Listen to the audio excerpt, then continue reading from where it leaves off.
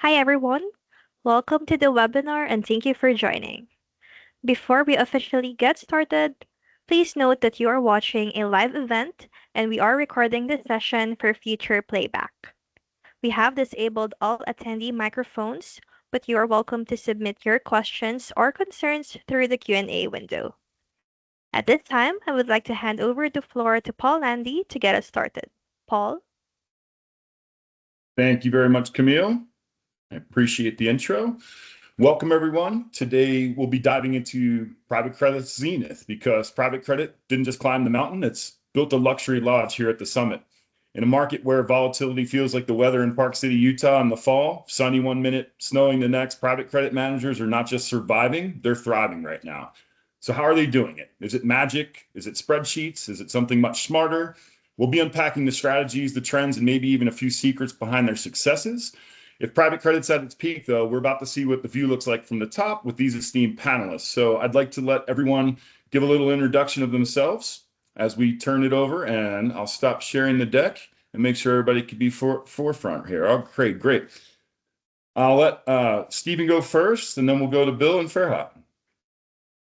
Sure. Nice to meet everyone. I'm Stephen Polchinski, a senior director here at Petra. I help oversee our credit fund administration business. Started my career in public accounting at KPMG in their audit practice, then spent the next decade in-house at Starwood Capital Group working on their private real estate funds, and KSL Capital working on their private debt funds. Spent a few years at Siegfried Group doing some consulting as well, and have been at Petra for a little over a year and a half at this point.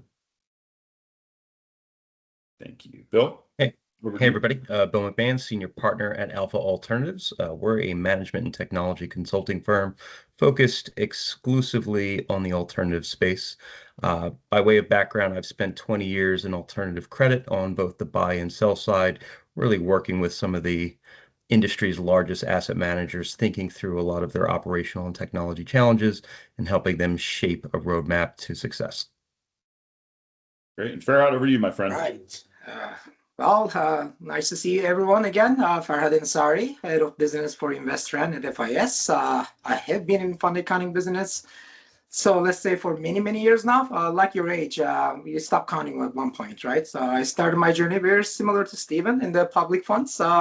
So syndicated loans was my world one point. But recently about 3 years ago, moved into private equity world, which with that private credit world. Which is actually perfect because I'm seeing similarities, deja vu moments that what I saw from the syndicated perspective, how we actually automate and added all these automation from a syndicated loan perspective. Now it's coming into the private credit world. I'm looking forward to this webinar. Right. You went and mentioned age, so I got to crack my first joke. I'm of the age where I remember Zenith TVs when the channel surfing meant you had to like walk across the room, twist some knobs to find your cartoons. So we'll go with that as my first joke. So, Stephen, I'm going to start with you today. How would you characterize what you're seeing in the general market context, private credit landscape? What are you seeing, and what's making this moment a zenith for the asset class today? Sure. So I'd say the first thing that comes to mind is that it's really an extremely active space. There's a record number of private lenders, and you really have this unique environment where there's more private lending participants than ever. And it's also coupled with the fact that a lot of traditional PE hold periods are longer than ever, right? They're sitting at closer to 7 years on average, which is a lot longer than historically. And this has led to a lot of the traditional PE managers actually pursuing private credit strategies because there's been a little bit of a slowdown in fundraising. I'd say we've seen this result in significant momentums in terms of private credit deal volume, targeted less towards traditional leverage buyouts and more targeted towards continuation vehicle financing, asset-based financings, or things of that nature. And at the same time, while it might appear to be a zenith, I really do think this is the beginning of a broader asset class, right? Private lenders are going to continue to meet the needs of private borrowers well into the future, as a lot of traditional banking institutions don't really want to sit in this role. And then as more players enter the space and build out their infrastructure, I think they'll still actually expedite the process, right? There'll be quicker decision making, and that'll actually help borrowers in terms of getting quicker and more competitive financing. And lastly, from the investor angle, I think there's a lot of strong demand from private credit investors who are just seeking yield and stability, which offers a different return and risk profile than what you would get in the public or private equity markets. Yeah, that makes a lot of sense when you're saying the yield, right? If people are holding for 7 years, distributions aren't happening. So, right, that's a way for liquidity. I know we're seeing a lot more hybrid funds that are doing a little bit of both, where they'll dabble in some equity, dabble in some credit. So, Farhat, what are you seeing from your perspective, running a technology firm, running the software strategy? What are you seeing from a general context? I mean, 100% agree with Stephen over here. We are definitely in a remarkable inflection point for private credit. And I see that this is driven by multiple different things, convergence of structural, macro, and behavioral shifts that is happening all at the same time. From a structural perspective, Stephen mentioned that private credit used to be a very custom niche asset class. Now it's a core asset class. So what are we talking about? It's going to be $3 trillion asset class in very near future. So it's growing exponentially. And what's the reason for it? Institutional investors are slowly but steadily adding their exposure because they are seeking for yield, they are downside protection, and they are looking at predictable cash flows, which Paul, you mentioned about distributions being slowly getting lagged. 7 years become 8 years now, 9 years, 10 years now. At the same time, traditional banks, they are retrenched from a tighter capital requirements perspective, leaving the private lenders to fill this void that is existing in the marketplace, particularly in the middle market and specialty sectors. So that's the first thing that I'm seeing from structural perspective. From macro perspective, the asset class did benefit from both dislocation and discipline. While broader credit markets saw a significant amount of volatility, direct lenders had the flexibility, right? The price risk dynamically, structure custom deals, stronger covenants that they can build in these deals, and collateral packages and returns. That has been pretty nice as well. What are we talking about in here? Low to mid teens. So that definitely helps from return perspective. And the last one I want to emphasize in here is we are seeing flight into, again, these specific managers that has proven records, right? Those managers who already integrated data and risk frameworks in past. So those are the ones that really not just thinking about AUM growth, but about sophistication of this private credit industry. And the best managers are leveraging, again, from technology perspective, leveraging latest technologies. And what they are doing is what they've done. They institutionalized private credit about 15, 20 years ago. Now that's happening in the private credit industry. So I will say, in short, the moment definitely represents a coming age of private credit. It's already there. And the reasons for that is, first of all, now we are seeing mainstream acceptance for private credit, one, and robust, and I like to highlight this piece, risk-adjusted returns. Returns are definitely the key in here, alpha, and clear technological and operational evolution that is actually driving this ecosystem. Yeah, thanks, Farhat. I agree with what you said with those low teen returns, right? When you have interest rates that are in that high teens, sometimes that's a very attractive way to generate that alpha that you're talking about. And Bill, as a trusted advisor to Stephen and Farhat's clients, what are you seeing on that strategic side of this when I talk about a general market context? Yeah, I think in the private credit side, I don't know that I would call it a zenith, but probably a fairly substantial summit, right? The idea that private credit will continue its growth trajectory is certainly on the horizon. But where its growth comes from, I think is going to be more diversified than we've seen prospectively over the past 10 years.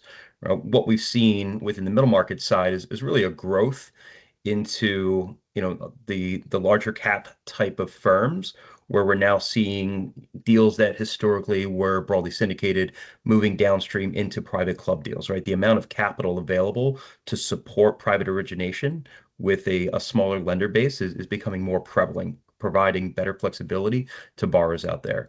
But where we're going to see real trajectory is in the type of product space, right? We're moving out of traditional institutional, more into retail type of products.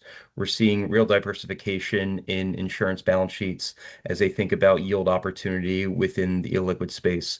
We're seeing diversification in asset class, real growth in the ABF space, real growth in the real estate debt space. So as we think about asset managers not only contemplating private credit, they're really thinking about this as a diversified credit strategy play where the investor base that they're soliciting for, whether that be institutional, insurance, or retail, they're trying to provide a comprehensive suite of solutions so that as markets ebb and flow, they have real credibility and capability across the asset class space to really support the diverse needs of a diversifying investor base. Yeah, the investor base changes. It becomes a little bit more retail in this space at times, right, Bill? So, Stephen, are you thinking of any macroeconomic trends that you can dive into for us that are driving these strategies? Are there trends that you're seeing on the macro space, or really digging into like what's driving their strategy? Sure. So I think interest rate uncertainty and inflationary pressure are still some key themes in the background, but it's really a combination of that historically low level of M&A activity and longer PE holdout periods that are really driving the unique product creation. Similar to what Bill mentioned, I mean, I think there's a significant uptick, whether it's in NAV lending, asset-based lending facilities, continuation vehicle leverage, or CLOs. We're seeing a lot of shift from just traditional direct lending funds or secondaries into these more complex investment products. I also think from an investor perspective, from a macro perspective, depending on what happens with the Retirement Investment Choice Act bill, I think that'll also draw a lot more retail investors into the private credit space, just given the fact that they have very limited opportunities currently. So I really think that could open the gates to increasing both fundraising from managers, and also they'll need to establish vehicles that handle that type of demand and that type of investor profile. Yeah. How about yourself, Bill? What do you think from a macro perspective? Can you give us some insights there? I mean, just to build off of that, certainly the capital constraints that the banks are seeing, right? That's just a recapitalization strategy of where the deals originate from. So we're seeing strategic partnerships happen with banks that kind of have the retail outreach and the footprint, but leveraging strategic partnerships with private capital managers where we're seeing just a real ability to pull that into other types of products and off balance sheet of the banks. So I think that's one of the trajectories. And we talked about yield chasing and the opportunity just for higher yields and the flattening across more traditional strategies. And to that extent, the other macroeconomic behavior is just a real awareness that this is no longer an immature asset class, that we kind of have a proven track record, that we've seen sustainable returns, that we know the risk profile of these borrowers isn't substantially different from a lot of the public investors out there. And so to that extent, that maturation of knowledge and education has just created a real awareness and willingness to invest in the asset class. Yeah, that makes a ton of sense. I mean, that's exploring the broader market, a lot of dynamics shape private credit there. But I think the real question is how do these managers turn this opportunity that you guys are talking about into more sustainable growth? And I think, from my perspective, it's scaling operation, and it's not just adding assets. You have to build resilient platforms, manage risk, leverage technologies to stay competitive. So Farhad, this is right up your alley around scaling. What are those operational challenges that you're seeing as they look to implement softwares to scale their private credit platforms? Exactly. I think that's definitely the biggest challenge that we are seeing. The opportunity is growing. We just covered that, but also the complexity and sophistication of the industry is growing as well. So like everything else, it starts with data, right? Data is fragmented all over the place for private credit. A lot of the time, these deals has custom deal structures behind the napkin. How do we actually convert that to something scalable, right? The covenant packages are all customized. The collateral types are all customized. The borrower sources are all customized. And none of them perfectly fits into a legacy system right now.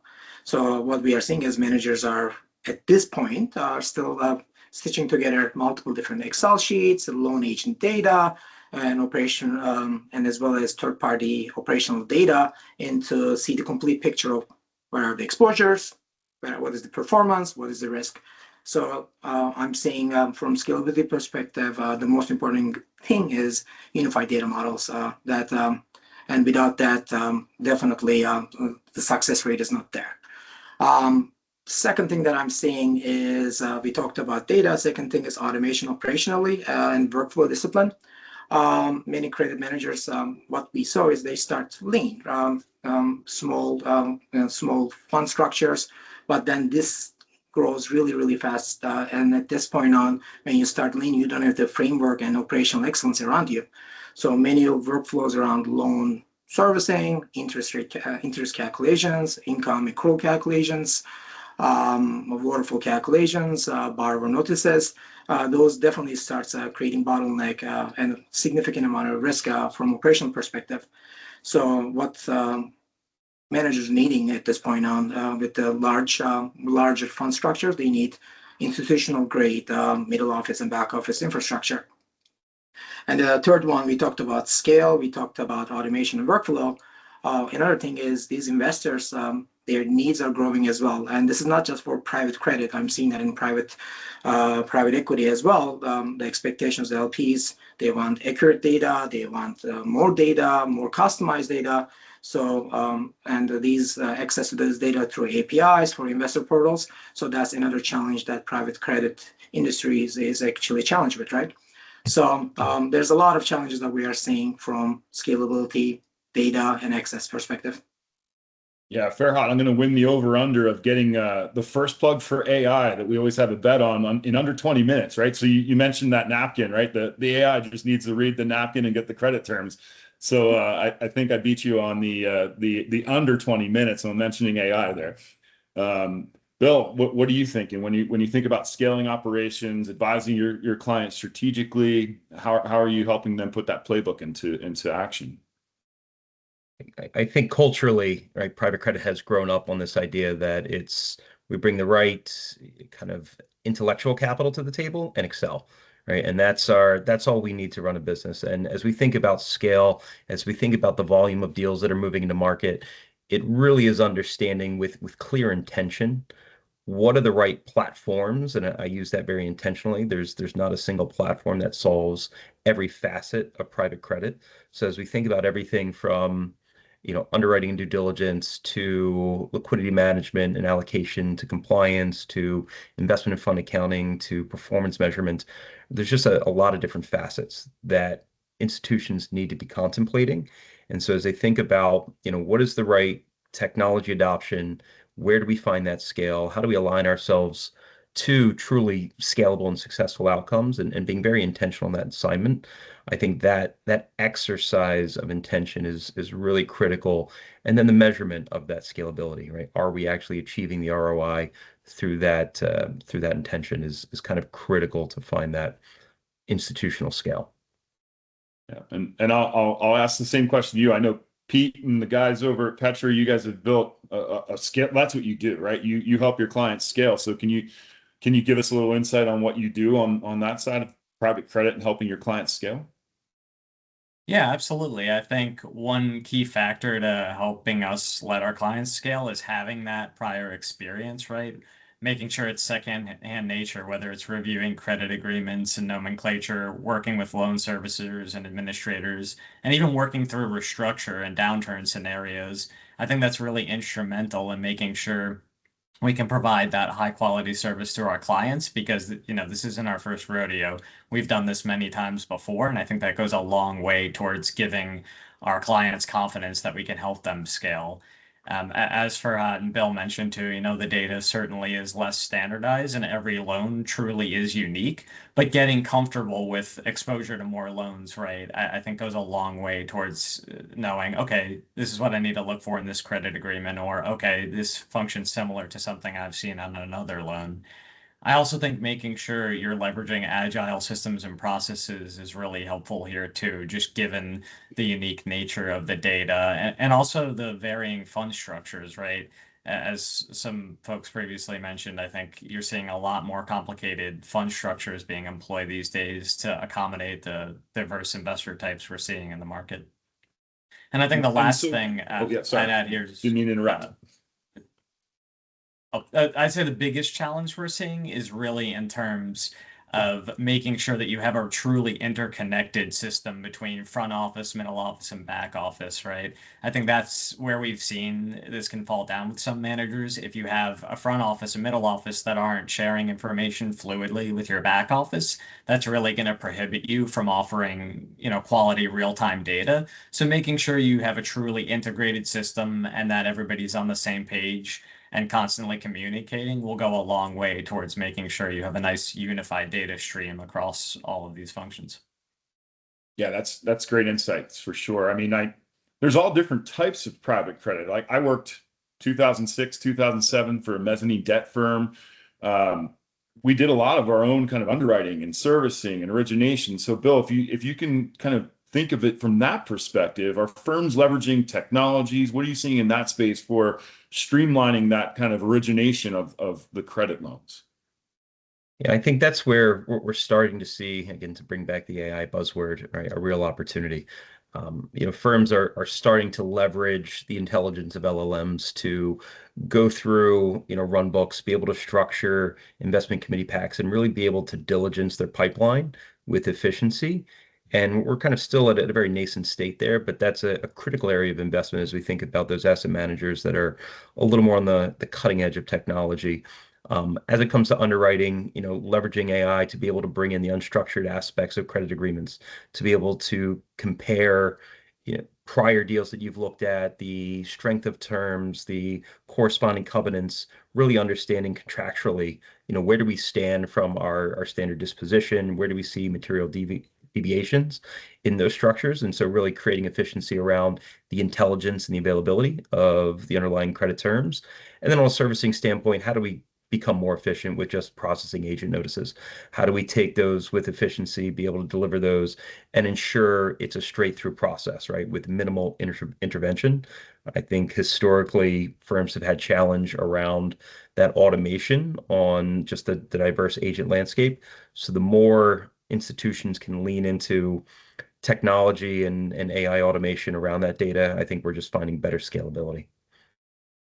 Yeah, so figuring out the winners, rinse, repeat, generate more alpha. Not to make a plug for alpha there, but that sounds like what we're talking about. Farhat, I know you and I talk about this often, covenant tracking and how do I make sure that what's on those, very complex documents, what are you seeing from taking the origination side into a technology?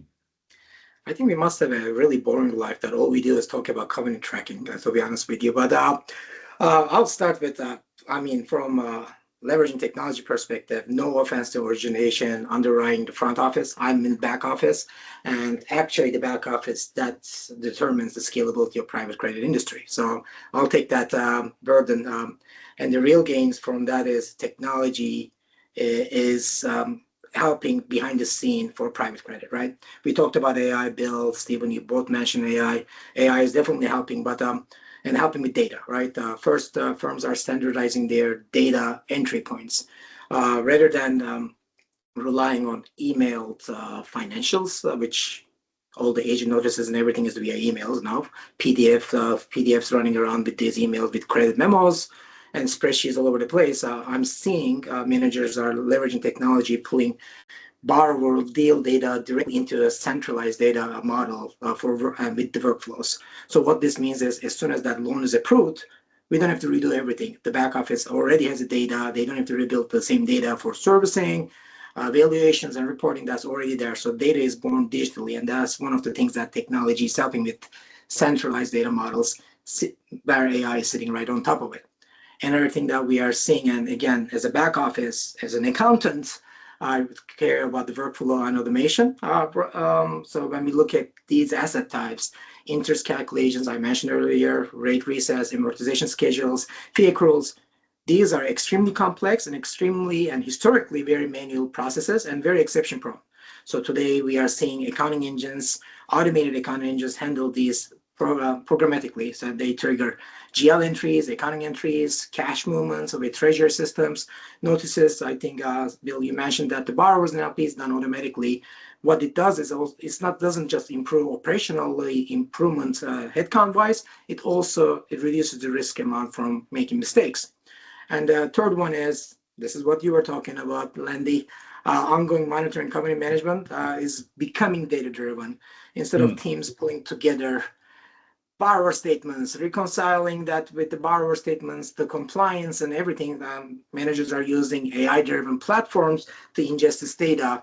I mean, we just had a conference a couple of weeks ago in New York. One of our partners just showed, here is the contract, here's the information, legal agreement, and the AI actually converts that to the covenants track in real time and then runs compliance engines against that. That's basically technology creating something that it hasn't been there, and it streamlines the processing significantly for private credit. Yeah, shout out to my friend Alex Liu on that one. She did a great job showing us that. Very, very slick product with Port F there. Stephen, so if you think about from an admin's perspective, are you also helping in that front office space? Farhat said, hey, I'm in the back office, but from an admin's perspective, are you getting involved in I'll call it assisting or guiding or from that fiduciary responsibility? Are you helping on the origination side? Yeah, I'd say we're definitely taking a more active role, especially as it comes to the portfolio management function, whether that's helping with track record reporting or tracking down key KPIs or covenants. And as part of that, leveraging technology solutions, I think, has gone a long way towards making that a lot more automated. Now you have the investment accounting technology systems talking with portfolio management and your general ledger system. So it really is a nice interconnected web there where you can drive some big efficiencies. I'd also say, putting on my accountant and auditing hat here too, I think technology's done a fantastic job of just making a cleaner audit trail as well, right? You don't have to go down and track down physical sign-offs or email chains anymore. Using system workflow tools and even a lot of the workflow tools embedded in the other software solutions I mentioned make the documentation process a lot easier, both for us, our clients, and their audit and tax providers. And then just piggybacking on what Farhat was saying with respect to AI, I think we're definitely seeing a huge shift here where we're going from teams needing to actually manually process transactions to doing things that are more exception driven, right? The transactions are flowing pretty automatically through the use of automated procedures or AI, and it's really just digging into any exceptions that are found. Yeah, that makes right. AI. It's a huge. So actually, I'm going to transition down to more risk then, because I think, Stephen, I'm going to stick with you actually. Are managers adapting their risk framework to account for this increased flow, complexity? Now you've got these hallucinations that could happen with AI. Are you seeing anything around the risk framework changing? Yeah, absolutely. I think we are seeing the traditional credit metrics still being tracked, right? Everything from concentration risk, industry risk, and rating risk. But now there's a lot more focus on underlying borrower performance to really analyze the risk profile of the underlying credit, right? Needing to track where things stand relative to origination, I think, has become more important than ever. In particular, due to the fact that we've seen a lot of private credit investment products, right, where an additional funding or a change in a spread might be driven by the updated calculation of an underlying covenant or financial performance of the borrower. So I think we are seeing an expanded, risk tracking system employed. On top of that, I think there's more KPIs to track than ever, so you really can't get by bootstrapping this in Excel. You really do need to embrace a system-driven solution to have this organized in a clean manner that everyone can access. And I guess the last thing that comes to mind is in terms of the evolution of dry powder analyses, right? These used to be pretty straightforward, where if you had just fully funded loans and investor commitments, it was pretty simple to whip together.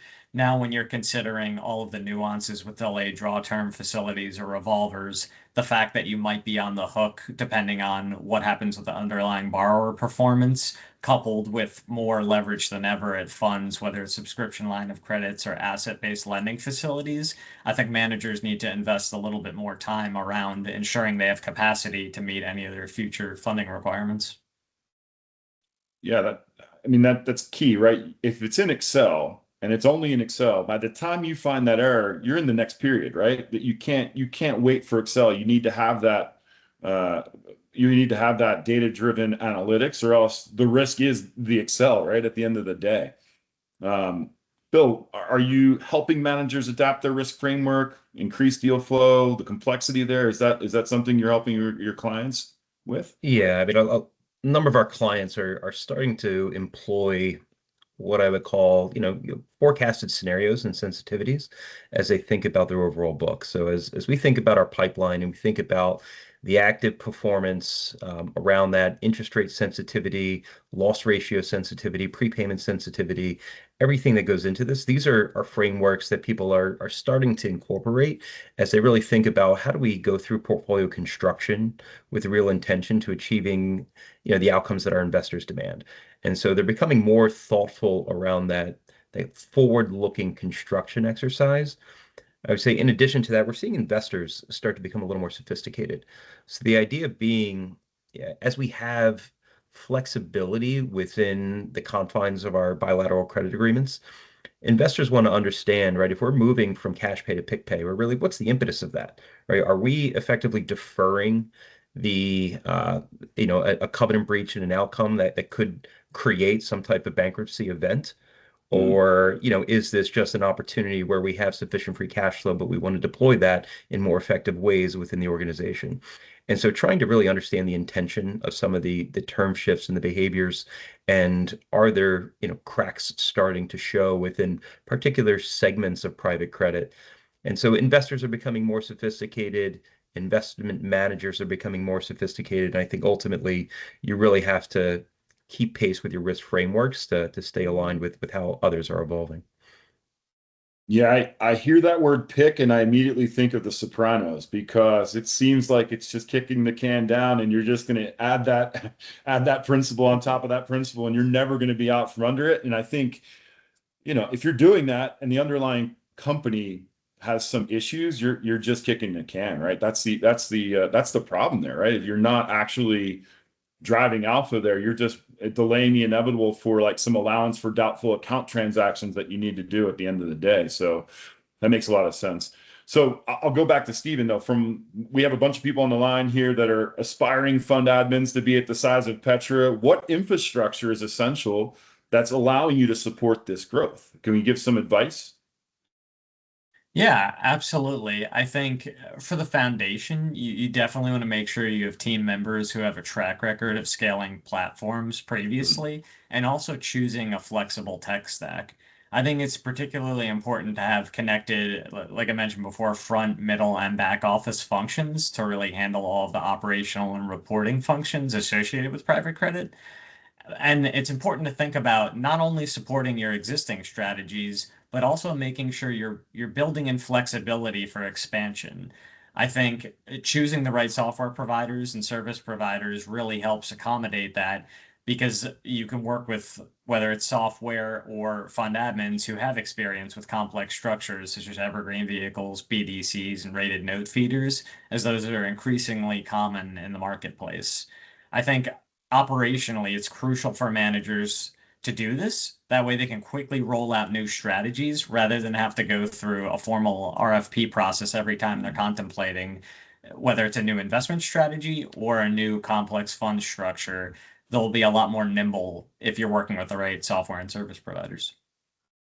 And I guess, Bill, that's right up your alley for how you're advising them to ultimately gain that infrastructure, right? Yeah, I mean, the goal, as you think about the infrastructure and as we help our clients evaluate fund administrators, right, it's really having that agility of technology, but also the ability to supply what is a mission critical data foundation for the stories that investment managers want to tell back into their ecosystem.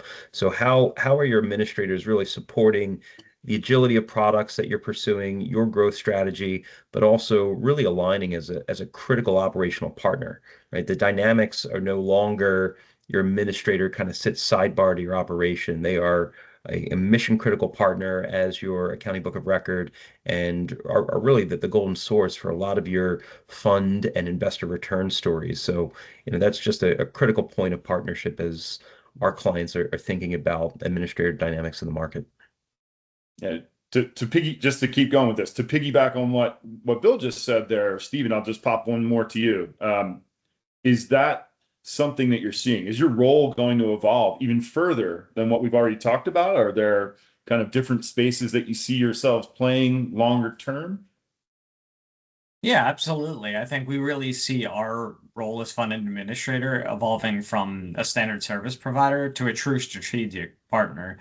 I think managers are leaning on us not just for NAVs, financial statements, and investor reporting, but also for operational insight, how to improve workflows, enhance transparency, and implement and leverage systems that are focused on the nuances of private credit investments.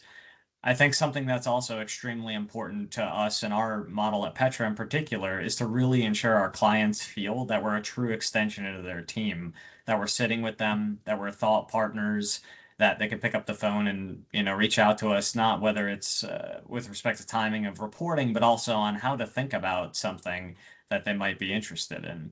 I think we're able to do that because we leverage our prior in-house experience, which helps advise our clients on what we typically see as best practice in the market.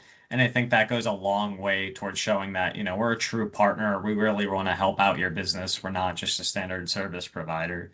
I think one other really popular trend we're seeing in the space as well is that we'll continue to see the need for fund administrators to be more flexible, where a lot of our clients really want to own the software, right? And we co-source into their systems.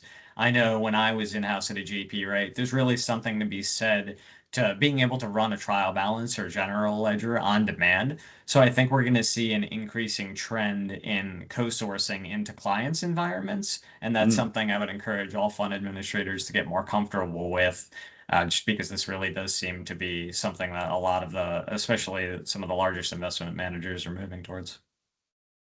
And that co-sourcing model really, like, it's not just internal reports, right? So like, I'll throw this to Bill, investor demands, probably that co-sourcing model helps faster investor reports, but are you seeing more complexity at what the investors are asking for in this space? Or, is that risk profile that we talked about, the pick and all that good stuff, is that ultimately driving more investor requests, more demand, more frequency? Is that something you're seeing? Yeah, I mean, the stories that investors are asking for are just becoming more and more complex, right? They really want to understand as you go into an investment, right? What was the investment thesis? What was the expected return? How did you underwrite a pro forma perspective for a particular deal? And as you roll forward that investment, how does that story evolve, right? Really being able to track that trajectory, track covenant cushions, really see how your ability to evaluate opportunities aligns and your expectations around that return thesis align to the overall financial performance and health of a particular investment, as well as the economic performance of that investment. So there's a lot of nuance going into that.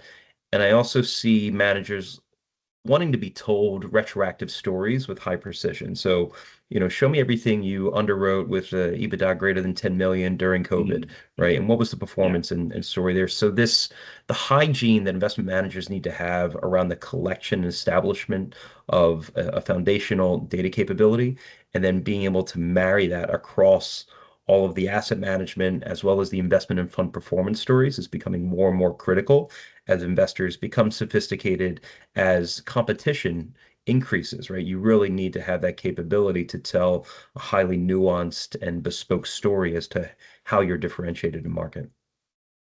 Yeah, it makes a ton of sense. And so Farhat, after hearing Bill, Stephen, there's a lot of kind of nuanced terms there around co-sourcing. As the head of the product, are you thinking about delivering technologies in that manner? Is that something that you're collaborating with partners? What are you doing to make sure that the co-sourcing model is, I'll call it, institutionalized? Or any model, right? So to be honest with you, it's an excellent question, Paul. Because when we talked about the challenges, we talked about scalability many times over here, and scalability in the private credit industry is not going to be achieved in isolation. It requires collaboration, ecosystem, let's call it ecosystem collaboration between the managers, the fund admins, and technology partners like us, right? So us, like FIS and Petra funds, we are working together to modernize our infrastructure and operating models. So at the core, it's all about integration. So we are at FIS, we bring the technology backbone, platforms like InvestTrend, again, a little shout out. We institutionalize fund accounting, data management, reporting across complex accounting structures. Petra, on the other hand, brings operational expertise, fund administration, middle office processing, credit servicing. Together, we help our clients move away from siloed operations into connected ecosystems. Another thing that we are seeing is collaboration about enabling scale through modernization. Again, as a technology vendor, we really focus on modernization. We invested very heavily, Paul, you know that, in our technology over the years with containerization, OpenAI, and Snowflake data architecture, which I mentioned earlier. So we don't have to do things many times. So managers and service partners can directly plug into the unified cloud-based data model. So this is a seamless data exchange we see across the investment lifecycle, where origination to loan servicing to NAV to investor reporting, all that data is transparent and without duplication, right? That's the key in here, with no duplication. And I will say, finally, it's about partnership and continuous innovation. As a technology firm, we need to innovate ourselves constantly. So both us at FIS and Petra, we work side by side with our clients. And again, key in here, co-design solutions that evolve with their strategies. As again, private credit strategy shifted, and we designed our solutions to work together. So whether expanding into private credit, which is a topic we are talking about, or assets within an evergreen structure or hybrid fund structures, we are working together. So the shared goal in here is give managers institutional grade solution infrastructure with flexibility that they need, transparency they need, and scale, right? So at the end of the day, it's all about ecosystem. It's all about alignment of all these partners, all these vendors together.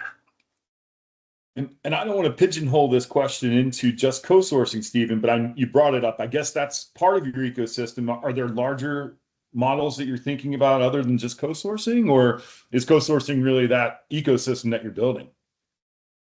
Yeah, I'd say we're building for both, right? Whether it's co-sourcing or traditional fund admin. And I think, Farhat touched on something really important. It's great to work with service providers or fund administrators who have that really close relationship with their software providers. That way we can constantly relay what we're seeing in terms of market color, designing solutions together, like Farhad mentioned, to make sure we're capturing all the nuances and latest and greatest developments in private credit investments. I also think, following what Bill had said, data hygiene is more important than ever in this age where, whether it's our clients or internally, where folks are focused on building data warehouses and connecting data from more systems than just one spot. It's more important than ever to make sure you have extremely clean data items and really sanitary data. I think on top of that, leveraging time-tested platforms such as Private Capital Suite, right? It's been around for decades. You really don't need to worry about stability. All the data items are cleanly organized and defined, and that goes a long way towards giving you comfort and easing anxiety that you are using best-in-class systems that are equipped to handle your current needs and future needs as well.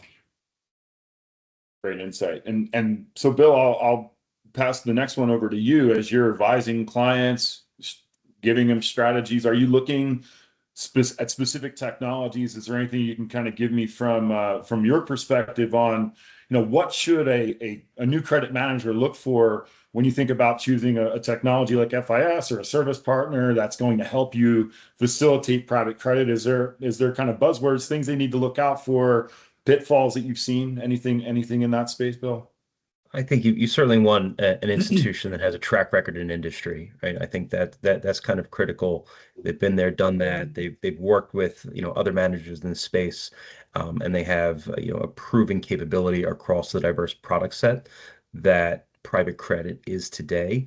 I also feel that these partners need to be culturally aligned with how you think about your operation, right? How do they kind of immerse themselves and align to your priorities and prerogatives so that they are and feel like an extension of your team, because they very much are. And then as we think about the evolutions, we see where private credit is today. It's kind of the nascent stages of where broadly syndicated was 10 or 15 years ago. So we're seeing shops start to spin up secondary desks around these asset classes. So do you have an institution that in 10 years, right, has a fluency with the idea of a public or secondary transition for these types of asset classes, right? As we think about overall market dynamics. So I think there's a lot of moving pieces that are happening right now. The overall growth of the industry is going to create liquidity opportunity, and really finding those partners that just are prepared for today, but equally have a proven capability for where the market's heading. It makes a ton of sense. Yeah. So I guess when we started the conversation, it was more like what's going on today. Thinking forward, Farhat, do you see any additional trends over the next 12, 24 months, 36 months that you want to kind of that you've got your mind on, right? Is there anything that you're thinking about that's a trend that you'll think of going forward? Um, Very tough question, actually. I can barely say what's going on right now. You're asking me to think about the next 2 years. I want your crystal ball here. Oh my God. I've been over 50%, so let's try this in here. So as I stated earlier, I think we are in a pivotal period for private credit, and this is defined by the scale, sophistication, and digital acceleration. So we'll see more of those, right? First, I'm expecting, and AGPs will move towards institutional grade infrastructure to accelerate. So as the AUMs and sophistication grows, LPs demands are growing as well. And what the demand is going to be, LPs are looking for something that they see in public markets. So that kind of governance, that kind of transparency, that kind of reporting that they see commonly in public markets. So this means more managers will look into integrated models where the front office and the back office fully integrated with each other. So from origination to the accounting to investor servicing is one connected ecosystem, which will help significantly with scale, right? So eliminating the manual reconciliation and ensuring the consistency for data. And talking about data, I expect within 12 to 24 months, this is going to be the competitive edge. Data centralization and analytics is must-have. Managers, I expect, and fund admins increasingly leverage data lakes and technologies like cloud-based databases like Snowflake that unifies the type of data that deal level data, loan level data, investor level data into one place. So it's going to reduce the compliance burden, and data will become a critical asset at the end of the day. And over the last 45 minutes, we've been talking about automation and replacing many workflows. That's a must-have, right? With scalability, I expect more smarter workflows within the cash management, within the interest calculation, within the waterfall modeling. And what this will do is it will shift people processing data to more system orchestrated processes. That doesn't mean we don't need people. What this means is people will be focusing on area that will create value. So in short, I expect it's going to be more industrialized asset type. Private credit will be more industrial asset class where it's going to be moving away from, it's already moved, but from a custom craft to tech-enabled, data-driven enterprise level asset class. I like where your crystal ball is going there. I think what you said, humans are always going to take it that last mile, do the reconciliations, make sure things are tied to the ledger, tied to the agreement, tied to the notices, right? Steve, crystal ball, what are you thinking? Yeah, I think you're going to see continued institutionalization, right? Getting to that public ready status.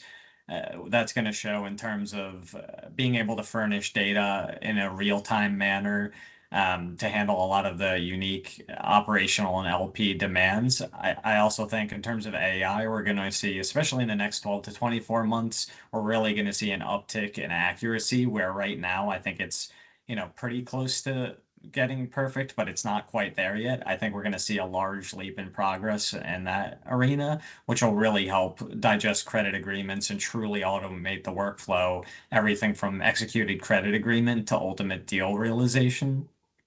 So I think, we're really going to see more automated processes, not an entire need to replace people, more to orchestrate, like Farhad mentioned, the overall architecture, more than anything. Bill, I'll give you the same opportunity. What do you see in your crystal ball there? 12 to 24. I mean, the need to create operational standards, even across diversified asset classes. I think, the investor appetite for tailored, portfolio construction across different types of products, the agility that asset managers want to have to be able to move capital in and out of different product strategies is going to be present. And you really need an operational team that just understands the fundamental nuances, but also the commonality within the asset classes so that they can really deliver across that mobilized experience that I think investors are striving for. That's great. Yeah, mobilized experience. It's not just booking journal entries or looking at reports at the beach, right? It's a making sure you're always connected. So, Farhat, as we wrap up today, I'd like for you to give just one piece of advice to a manager that's just beginning to scale, starting a new credit business, thinking about a credit business, maybe even thinking about the hybrid fund structures. If you've got one point that you'd like to highlight, what would that be? Can I do a one-word answer? Scale. Basically, so build for scale. My advice is build for scale from day one, right? Yep. Especially in the early phases. Focus can be, hey, let's source deals, raise capital.